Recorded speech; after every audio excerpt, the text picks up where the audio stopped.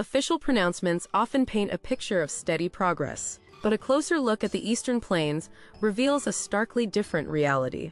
The conflict's true cost isn't just measured in headlines, but in the grim arithmetic of logistics and lives. Russia's territorial gains have been minimal, a sharp contrast to the deepening logistical quagmire its army faces, particularly across southern Ukraine. This unacknowledged struggle permeated the celebratory atmosphere of its May 9th holiday. Compounding this, President Putin's May 20th meeting with Xi Jinping, while yielding a joint statement, notably failed to secure an agreement on the crucial Power of Siberia 2 pipeline, signaling a deeper diplomatic and economic strain. Beyond the official statements, history is quietly being written on the ground. On the Zaporizhia front, Ukraine has not merely held its positions, but has actively improved its tactical standing.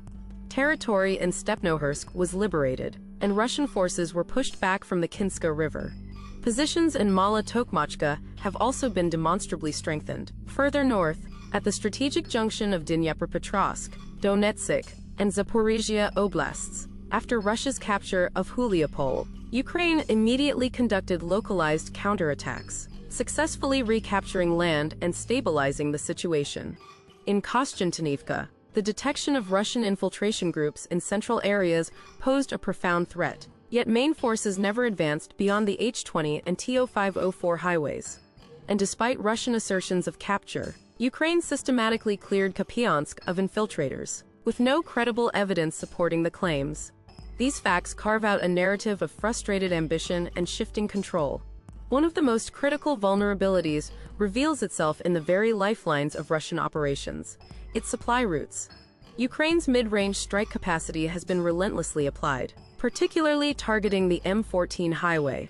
This has demonstrably disrupted Russian logistics, culminating in a decree on May 21st that restricted freight vehicle movement and led to tangible fuel shortages in Crimea. A new, potent layer of advantage has emerged with Ukraine's announcement of deploying domestically produced glide bombs, armed with formidable 250-kilogram warheads.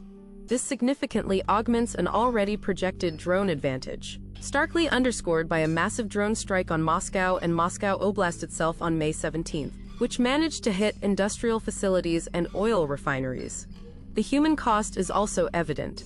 Russia's contract recruitment rates have plummeted by 20% from a 2024-2025 peak of 45,000 monthly, with at least 352,000 dead and missing soldiers, forcing Russia to offer debt relief up to 10 million rubles to new recruits on May 25th in a desperate bid to stem the decline. While Russia and Belarus conducted joint nuclear exercises on May 21st, and Belarus reported 116 Ukrainian drone attempts, the foundational reality of Ukraine's defense remains robust.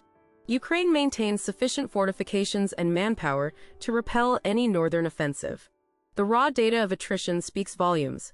Russia has lost at least 4,394 tanks, 10,791 vehicles, and 2,352 artillery systems. These are not minor setbacks, but systemic degradations. Ukraine, while undeniably suffering losses, is actively preparing for a new chapter. It anticipates receiving its first Gripen EF fighter jets within 10 months from Sweden's €2.5 billion aid package, which also includes 16 Gripen CD jets and $400 million designated for domestic drone production. The true landscape of this conflict, therefore, is not found in official pronouncements, but in these undeniable, accumulating facts. The official narrative, meticulously constructed, struggles to contain the weight of such evidence.